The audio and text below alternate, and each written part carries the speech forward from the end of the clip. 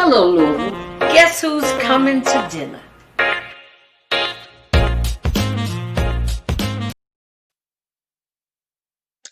Hello, Louisville. Welcome to Guess Who's Coming to Dinner. And tonight we have some young, vibrant, they are now officially authors. They've created a book entitled United by the Alphabet.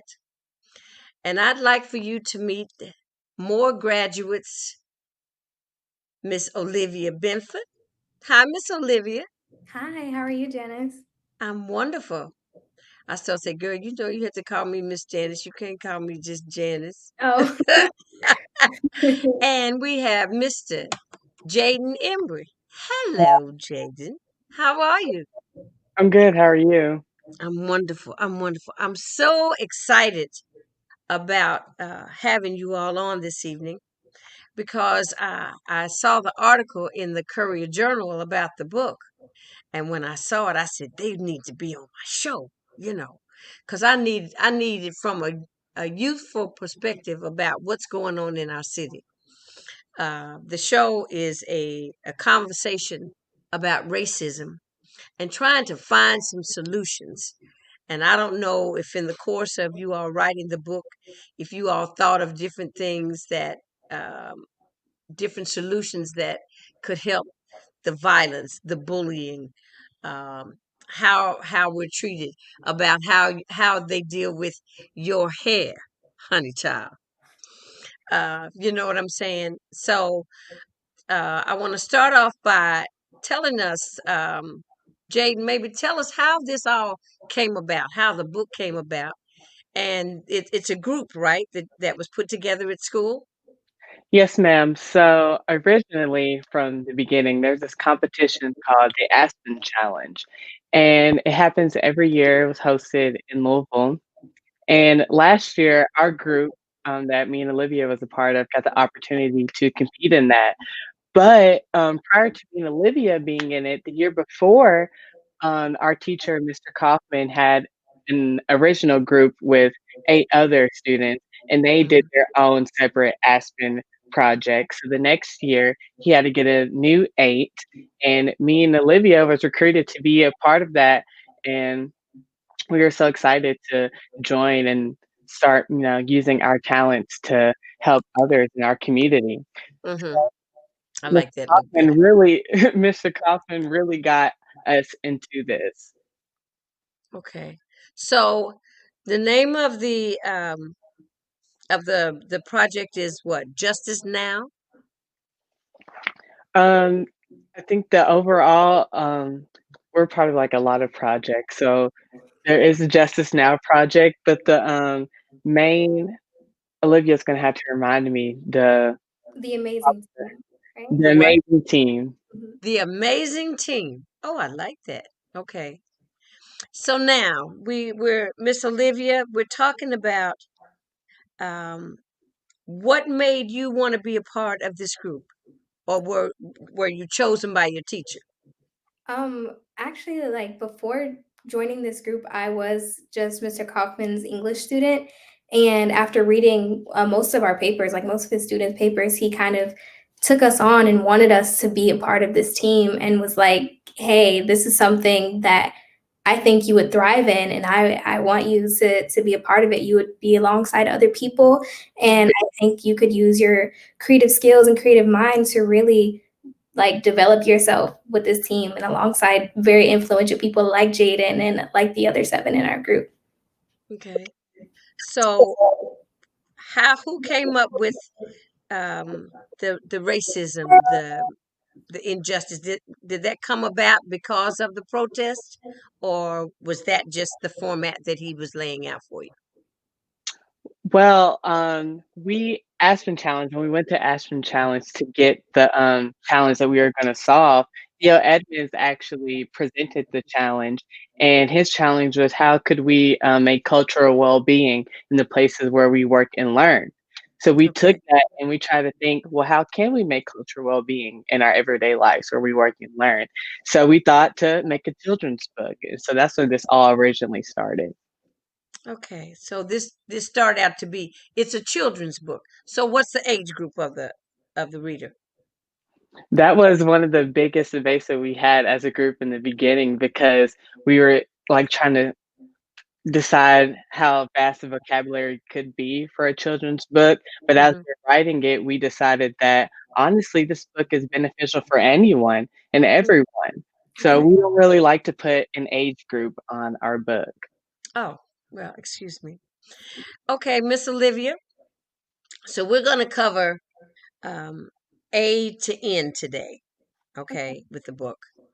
But before I get there, now you're both Olivia. You're a graduate now, right? Yes, ma'am. So are you going on to college? Yes, ma'am. I will be going to U of L next fall. Oh, you're going to be a card. Yes. And you, Ember, I mean, Jaden? Yes, ma'am. I attend Western Kentucky University right now. Oh, so you're a hilltopper. Yes, ma'am. Go. That's okay. That's okay. As long as you're still in the state, that's okay. Okay, Miss Olivia, why don't you start us out with maybe take us from A to F, and then Jaden will pick up from there. Okay. And why don't you show the book? Oh, They both have the book. Yay! United by the alphabet. Aren't you all proud of that? very That you proud. were a Very part proud. of it? Oh, amazing. Yes, darling. It's amazing. Okay. All right, Miss Olivia. Okay. So the first. I'm gonna zoom in on you.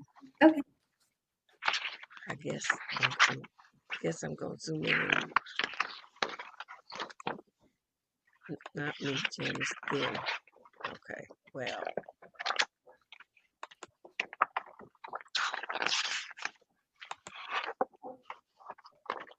Uh, there you go, Miss Olivia. Talk to Okay. us. So the first word that we have is accept.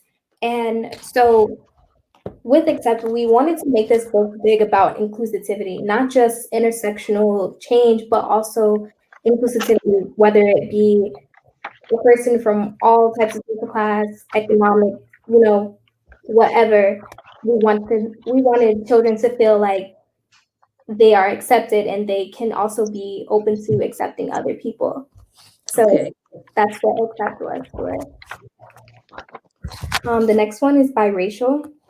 A lot of people tend to have identity crises in their schools or in the places where they work and learn because they feel they're divided with being a biracial student, whether that be children or whether that be adults.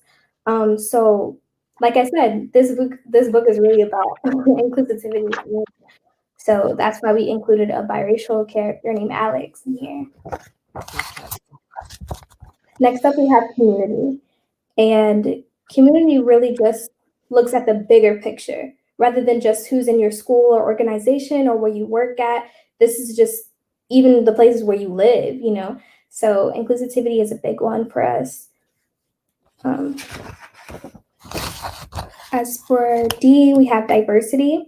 And like I said earlier, diversity is, we wanted to highlight the fact that children can learn these things. When we were conflicted about coming up with the words for the book, we were kind of, questioning whether kids could take on this or whether or not they'd be able to contextualize, all of these words. But in a way, they can kind of question the book and still be able to learn from it. And so diversity is a question that we asked and most students didn't know about. But after learning it, they all thought it was important to have in their communities and in their schools and even in their classrooms. Okay. Immigrated. So a lot of times we don't really talk about immigrants or people who come from a different cultural background. And like I said, like with being accepted, it's hard for them to find their place in their school setting if they don't feel accepted, if they don't feel welcomed. So we have Abdi for that character. For F, freedom. Freedom was a really important one to me. I don't know about the others, but I really did like freedom. I always take the approach of Nina Simone's interview when she was asked, "What does freedom mean to you?" And I thought about what she said, it meaning no fear. and no fear in being accepted where you are, no fear in being, you know, who you are. So I really do like. Did you say Nina Simone? I did. I Ah, did. excuse me. You know about Nina? I do know. Wow.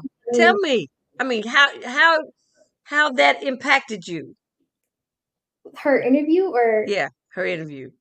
because I never really thought of fear being, or I never really thought of freedom being, um, like I couldn't put it into words how she was saying. Like you can't Hmm. describe love to a person. You just feel it. It's a feeling. Hmm. And that really changed my life because it's just a feeling, it's not something you can explain. It's just the freedom of just being free, I guess. Like I said, I You never knew that you had to question that you had to that freedom was something that you needed to be aware of with that you just took it for granted. I mean, yeah. You didn't question it. You were going about your everyday life. You didn't know that you didn't have some freedoms. You thought you were able to do anything you wanted to do, kind of, sort of, right? Yeah, I did. I did. Yeah. And Nina Simone, that's deep. I'm a jazz singer, so when you say Nina Simone, I said, what? Yes, I love Nina Simone. She's great. And I heard that you were a big impact for the civil rights movement. Could you tell us like a little more about that? Um, when I was a senior in high school, first I kind of followed my brother's footsteps. Hmm. My brother went to Central High School and he participated in, they went on 4th Street, because there was a time there were a lot of shops, and that's where the city had a lot of retail. Before there were malls, there was 4th Street. Hmm. And there was a almost like a drugstore soda fountain kind of place called Woolworths. And so the students from Central High School went and sat at the lunch counter to be served lunch, and they wouldn't wait on them because they didn't want us to come into the establishments and eat. We couldn't go in a store and try on clothes. If you can imagine that. Now that, you all go in the store and you see something you like, you just go in the dressing room. You take it for granted. But there was a point in time that we could not do that, Right. or you had to, I don't even know if they would let us buy something and bring it back. You know how we bring things back now? Oh, I don't think so.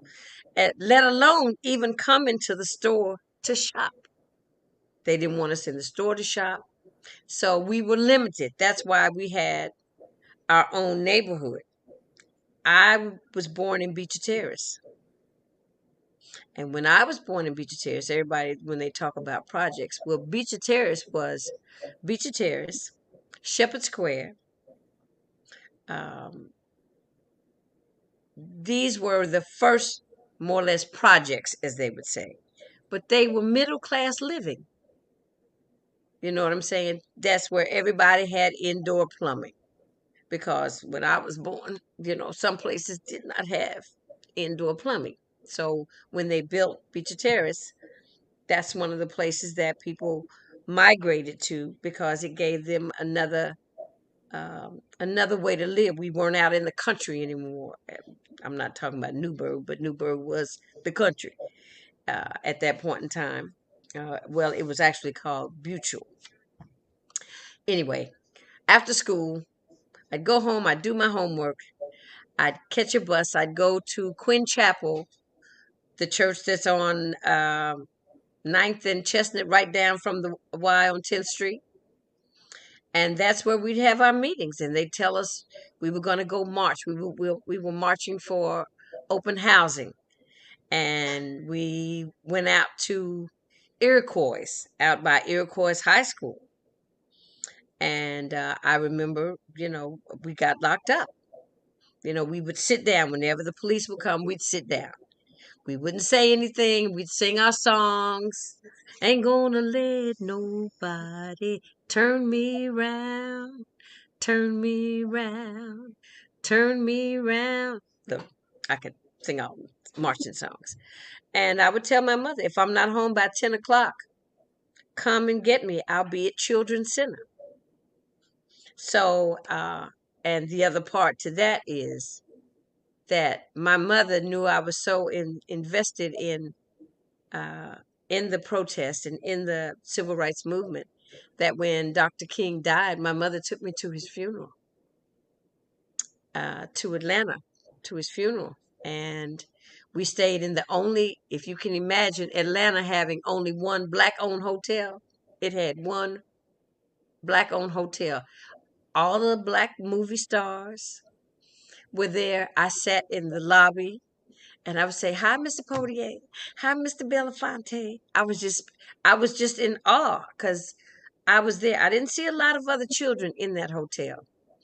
And also, to cut my story short, because this is about y'all, not me. You tried to flip the script on me, didn't she? She did that. Um, Downstairs in the cellar of this hotel, which was called Pascal's, was the name of the hotel. They had a jazz club, and it was the first time my mother took me to this jazz club. I had on white gloves and a cute little dress, and I went to see a group called the Modern Jazz Quartet. Now we call them MJQ. And so I was exposed. You know what I'm saying? I was there. My mother allowed me to participate. You know what I'm saying? Some parents were probably hesitant. But back to you, Jaedyn. What did she do? She flipped the script on me or what? She I thought did. we heard you were involved. Tell us what that's like. Look, I'm gonna call you one day and say, "Okay, Miss Olivia, would you like to host my show? Come do this because you're really good." Thank you. Jaedyn, tell us about where did we stop? F, G to N. Yes, ma'am. So G is for generosity. Oh. And like Olivia was saying, we're big on intersectionality and inclusion. And a part of that is just being generous to others and those you don't know. So you need to be, you never know anyone's situation. So just Mm-hmm. showing acts of kindness and generosity can make a person's day. Mm-hmm. So the next letter is H, and we have two words for that. It's hijab and home.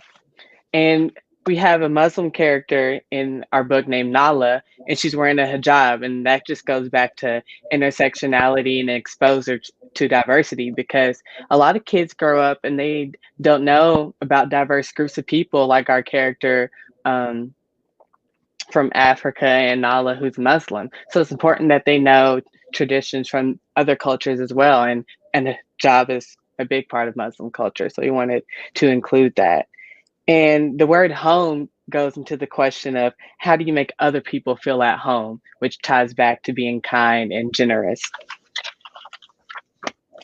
So the next letter is I, and that word is inspired because we want kids to finish this book inspired to go out and seek diversity and be kind to others in their community. And J, which is justice, which also ties back to the whole theme of racism and the injustices that we live through as people of color throughout our day and how we can seek justice for other people of color in our communities. And the next letter is K, and that word is knowledge. And as a group, we all believe that knowledge and education is like the one superpower that you can use to defeat ignorance. You know, with knowledge becomes with less ignorance. And the more you know, the more you can go out and be in a diverse community and not have to give out those negative vibes and negative comments about diverse cultures and things like that. Wow. And our next letter is L, and this is for La Casita Center, which is a big part of our book because Okay, excuse I'll me. show What you. did you say? La La Casita Center. Casita. Okay. Yes, ma'am. Because in our book, we have at the end a list of nonprofits in Louisville. And it's really important that we connect people with these nonprofits because they're here to serve us in the community. And a lot of people don't know that they're here. So if we can educate people in Louisville about all the nonprofits and the services that they offer, then they can meet people in their community and network and build a strong cohort to just strengthen themselves and surround themselves with like-minded people and people that make them comfortable and feel at home. Because like Olivia stated earlier, intersectionality is just a big theme of our book and how we can tie everyone together and build that sense of community. Let me stop you right there. You know, I lived on the west. Well, I lived in Las Vegas for most of my adult life.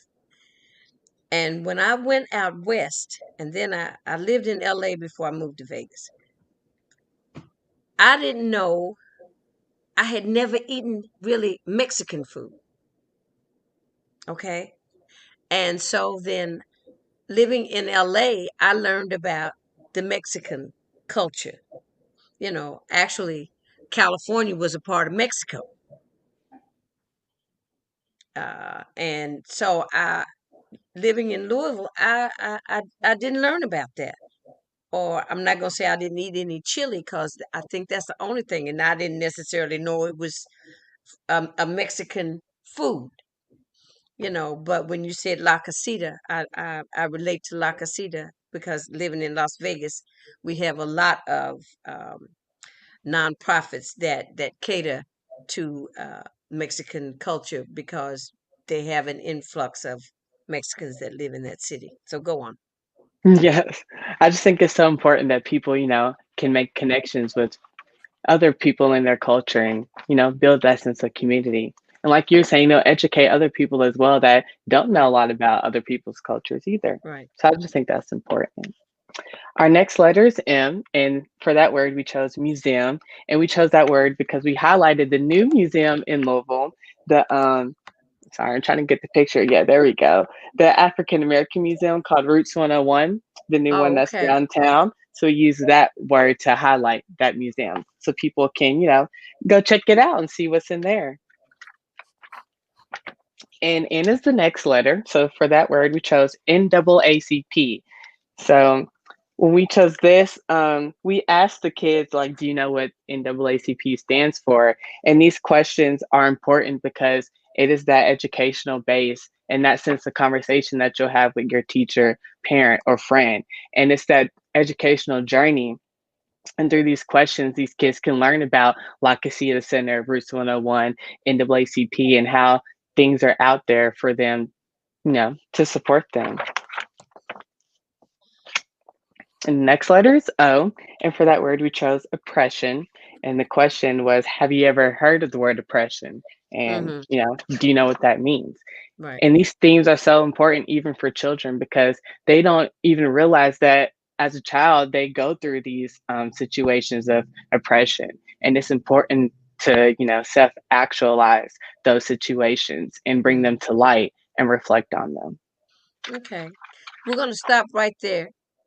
And I want to know, so Jaden, tell me, why did you want to be a part of this group? So I personally, before getting to this group, I was very an in the box type of person. I always like to play to my strengths and never, like to try new things because I never pictured myself as a social activist or even a writer. So when Mr. Hmm. Kaufman approached me, I was hesitant at first because I was afraid to step out of my comfort zone. So when I Okay. found out that my friends like Olivia and other people in our group were in it, I was like, you know what? I can give this a shot because it'll be fun to be with a group of other students who are like-minded and want to help the community. So Hmm. I joined the group and honestly it was the best decision I made senior year of high school. It was great. Wow, that's great. And you, Miss Olivia, why? What made you want to be a part of it?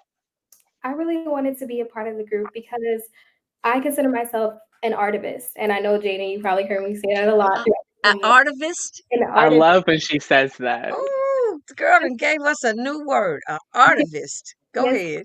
so it's combining art with activism, and I'm like a poet. I paint, I draw, I sing, I dance. Like anything with art that I can tie into activism, I'm all for it. And this book is a great example of it. And even what I plan on doing now, I'm about to start my own business for Black girls and Black women. And I just think that it's just my calling. So I So most what's your new business? so it's going to be called Black Girl Alchemist. So it kind of, rhymes with Black Girl Magic. And Listen to her. I'll be a meditation instructor instructing these Black women and young Black girls all over the world. It'll be a virtual business. So anybody can join, everybody is welcome. As far as, it's really just about learning to transmute those emotions that make you feel like you shouldn't be included or you're never important, or just all the ways that the world and society has put onto us as Right, Black women, even with the right. stereotypes of being a strong Black woman, and the stereotypes of a Jezebel, and just all of these scapegoat Angry, practice, yeah, angry black woman, you and all know. things. Yeah. And so Black Girl Alchemist is like a melting pot to just kind of release all of that through meditation, through affirmations. Just it's a really good feeling to like get these young Black girls and Black women empowered into the world, so that way they don't have to feel like they have to carry that around. Because as Black women, sometimes when we go through depression, we label that as failure, and I would never want my fellow women and Sisters, parents, yeah. girls, yes, sisters, mothers, whoever, teachers, mentors, to ever feel like that. So I just think that my direction in starting this business is gonna be like Aspen Team, a calling for me. Wow. That's beautiful. Thank you. Because, we want you want us to feel good about ourselves, Yes. and to because black women we're a different breed, but we are full of everything that we need to survive. We have very wonderful survival instincts, and a lot of people do. But there's something about an African American woman, because knowing that what we came from, Right. what we come from. Um, my mother was is my role model. She's no longer with us, but my mother uh, lost her mother when she was 8, so she grew up without a mother. Now her sisters and brothers raised her, so we talking about Mississippi, okay? So my and she moved to Louisville from Mississippi when she was 14, because her older siblings, she was the youngest girl. Her older siblings were already moving from the South, moving, I guess, heading north. I don't know why they got stuck in Kentucky, but anyway, they came here. Um, and she went to Lincoln Institute. So this was a black boarding school. It was a private school.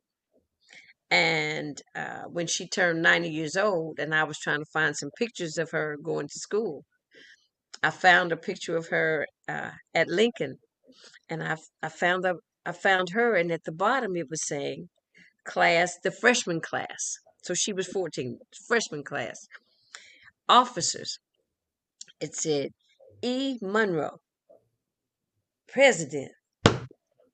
I said, shut up, because she never told me that my mother moved from Mississippi to Louisville, living in a whole new place, and she was president of her freshman class. So that just gives you a little bit about who girlfriend was, because she did not stop from there. She came in there stepping, Look, okay? She did. came in it, owned it, took over. And my mother was always an organizer, but that's what I know you mean when you say, when you empower somebody. That's what I want to do, even with my music. I have 50 years in show business this year. I am so upset about COVID, because I was planning a girls' trip to Vegas. You Yes, just have ma'am. what? Yes, I'm still going to do this, yeah. but um, being here and starting my career here in Louisville, I want to share what I know with other youth, because we have a lot of talent in the city. And I think that if I share some of what I know about getting into how to get into the business, I can teach artist development. You know what I'm saying? I've lived 5 years in Paris, France. I've lived in New York City. I've lived in Las Vegas.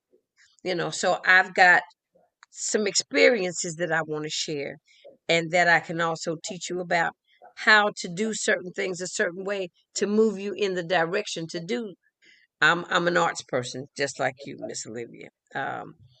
And so I'm excited about still being able to do that. But right now, I saw this opportunity for this show because we need to find some solutions so they can stop killing our black young men and our young black women.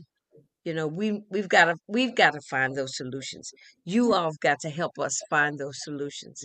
And you've already started by breaking it down for our youth, because the book would be directed, I won't say an age group, but would be directed to youth, don't you think? Yes, ma'am. 100%. Yes, What do ma'am. you want them to get from the book, Jaedyn? What do you want youth to get from the book? What I want you to get from the book is just diversity in its purest form. Hearing it directly, like in an educated way and like accurate at that, instead from like how society likes to depict it in the media, like how you'll see people of color shown negatively on TV and stuff Mm-hmm. like that. I want them to see diversity in its highest light, in its truest form, in its most beautiful form at that, Mm-hmm. through education. It's important to learn and appreciate diversity, not to just, see it somewhere and brush it off. It's important to learn and appreciate it. Right. So, Miss Olivia, do you think us having conversations about racism is where we need to be? Are we going in the right direction to you? It is, yeah, it most certainly is because even when you were describing like the name of the show to us, Guess Is Coming to Dinner, and even just the reflection in the background of the movie itself, whenever you were mentioning the woman in the movie doesn't see color, things like that, or I don't Right. see color, or I don't care if you're black, white, purple, green, all those things. Even though some people are not those colors, we would still have to be able to see them for who they are, for them to feel included, for them to feel empowered, for them to feel like they have a sense of belonging here in this world. And Right. so these conversations are definitely a step in the right direction because not only are we just educating, but we're uplifting and we're making people known about how they can do more for their community, how they can do more for others.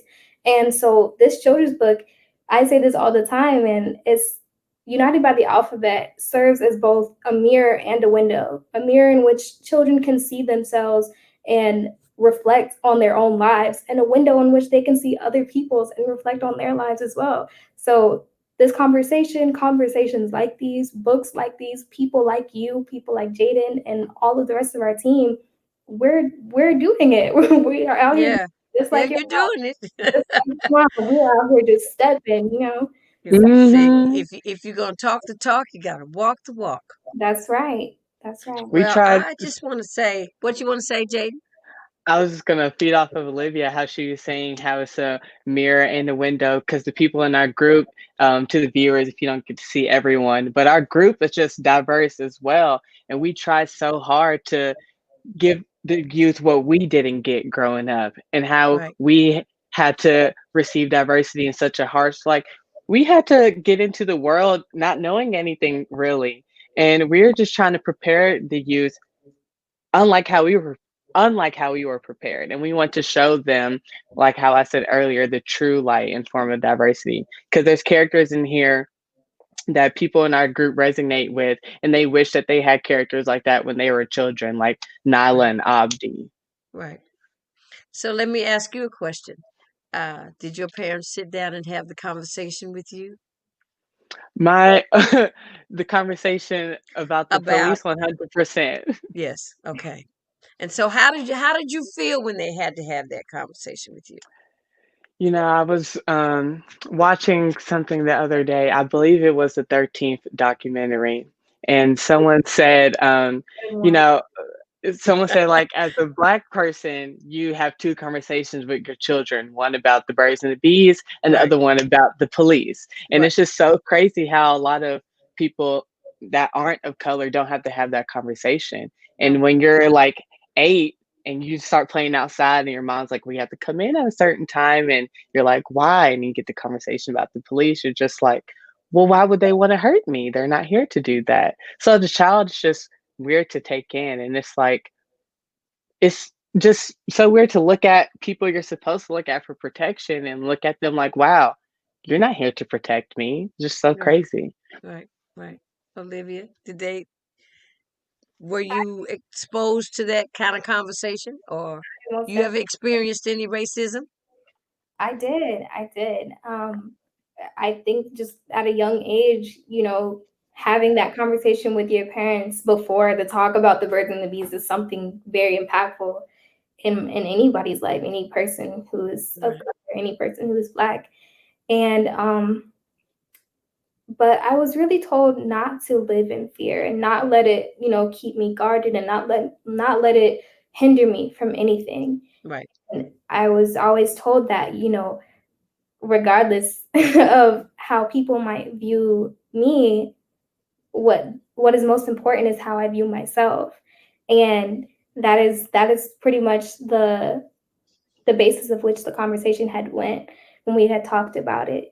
Um, Hmm. one of my favorite quotes from Angela Davis is when she says, "To ratify means to simply grasp things at the root. So we must liberate the minds as well as liberating society." And that's just something that I choose to live by. That's why I do the work that I do while like combining that with my art. And so yeah, I do think that it is a tough conversation to have. But once we have those conversations and we're able to form our identities more than just around racism, more than just around our trauma or things that so deeply rooted of being told to come in when the street lights come on because the street lights was actually represented when they used to be us in the streets when the street lights came on. Just Right. a lot of things are like so Yeah. deeply rooted in Sundown. We couldn't be outside after sundown. after sundown. Things like that are so deeply rooted in the system. It's carried on to culture. And Right. one of my favorite quotes from my senior year that I used a lot was trauma skips generations until it finds someone able to heal it, strong enough able to heal it. And when they do, they heal 7 generations back and 7 generations forward. And that's work that you, Jaden, and so many other people who have conversations like this are doing. And I think it's of the utmost importance. Wow. You all have just knocked my socks off. I'm here to tell you, I'm very um, honored to have met the two of you. I knew it was going to be something. I knew the conversation was going to be all that. And just to hear you be able to articulate your feelings, a lot of times it's like you can't, um, everybody doesn't have the same tools to work with. Right. And this book will give them some more tools to work with. That conversation gave you some more tools to work with when you're out in the world. So you'll know how to process things. We don't I'm looking at the violence in the city. That's because we don't somebody didn't teach somebody about problem resolution, where you might have to sit down and break it down one time before you it gets anywhere near being physical and anywhere near being violent. But these are things that basically that are should be taught in homes, that may not be taught in homes, because sometimes parents don't think that our kids need it. But because I wasn't really taught that I had to be. I don't remember a conversation about the police. I don't remember a conversation about. Our conversation was, don't take candy from strangers, and don't let anybody touch you inappropriately. Um, Things of that nature, but never so much, but more about how to carry myself. My mother used to have, you quoting folks. My mother used to say, "Pretty is as pretty does." So, which meant if if I wanted to be, if I thought I was a pretty young lady, then I had to have pretty ways. I couldn't have a foul mouth. I couldn't be disrespectful. I had to carry myself in a way that was ladylike at all times if I could. Not that that worked all the time because I was a tomboy. So I had three sets of friends. I had the friends that would kick your butt and curse like sailors. I had the friends that mom and daddy took us everywhere. We weren't chaperoned. We were dropped off and picked up. Then I had my friends that um, we weren't chaperoned at all, but these were a more sophisticated group of friends. So that kind of gave me some well-roundedness because I'm not over here and I'm not over here. I'm smack dab in the middle. So I'm just grabbing everything that I need from all these different groups of people to make me who I turned out to be. And wasn't such a bad thing. I did all right for myself. But I want to say thank both of you for coming on. Like I told you, if the other two young ladies don't uh, get back to me, I may be reaching out to you because we have to finish the alphabet. The book is on sale. The book is on sale at Carmichael's. Is that the only place? Yes. Yeah. Carmichael's here in town, and I told your teacher, Mr. Kaufman, that I thought it would be a wonderful stocking stuffer for youth, and it needs to maybe be in everybody's home. Yeah. And that would be the goal, to get this book in every household in the city of Louisville. Okay, Yes, ma'am. so whatever I can do to help promote that, I plan to. I'm gonna have you probably. You're gonna probably come back on Wednesday. I'm not gonna even worry about it. If they don't come, I'll be looking for you. But Wednesday we'll have to start at 6 o'clock and not 7. So I'd like to say I'm proud of you. What are you majoring in, Olivia? Psychology and public policy analysis. Public policy analysis.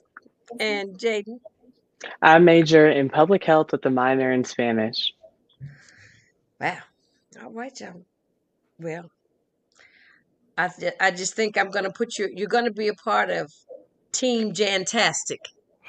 You all are amazing, and you've been a part of Jantastic Productions. What can I say? So thank you. Stay safe. I'll talk to you soon. We'll stay in touch. And if you ever want to come back on for some other reason when you get ready to open your business, just send me an email, Miss Janice. Uh, I need to come on the show so I can tell them about my business, Okay. and I'll be more than glad to facilitate that for you. Jaden, take care of yourself. Are you down in Bowling Green now? No, ma'am. I'm actually back home. Just finished Okay. finals, so I'm going to be home for the holidays. Oh, that's right. Congratulations. Everybody's home, and you're home too, Olivia. Yes, ma'am. Well, that's right. You go to U of L, so yeah. Go Cards. Well, both of you, you're very um, enlightening young people, and the city is proud to have you. And keep on doing what you're doing. And if you ever need to reach out or you want some advice, hit me up. I'm here. Okay. Take care of yourselves. I'll talk to you soon. You too. Thank you. Thank you. Bye bye. Bye bye. All right. That's the amazing group from graduates from Moore High School, Olivia and Jaden, telling us about the book that they co-authored, that's on sale at Carmichael's bookstore. You should, every parent that has youth in their home, get this book so they can start to expose themselves to um, some of the words that go along with a lot of the actions that they need to know about. They need to know what diversity means. They need to know what justice means. They need to have knowledge about a lot of different things. They need to be exposed, and this book is really a book about exposure to me. About They said they had a biracial student in the book, to see about other cultures, people from other countries. We need to expose our children more to the world than just what's going on in Louisville, Kentucky, because Louisville, Kentucky is not the world. Um, and I think maybe this book might be a start in some homes if they don't read a lot or things of that nature, just to help bring your child along. So on that note, we're going to have part 2 of this conversation about United by the Alphabet on Wednesday, 6 p.m. I'll look for you then. Until then, keep your mask on. I know the vaccine is here and vaccinations are coming, and I know we're skeptical, but we have to be realistic as well. We will take our time, so just keep yourself safe until then. And like I said, it's dinner time somewhere, so bon appetit. Guess who's coming to dinner? See you on Wednesday.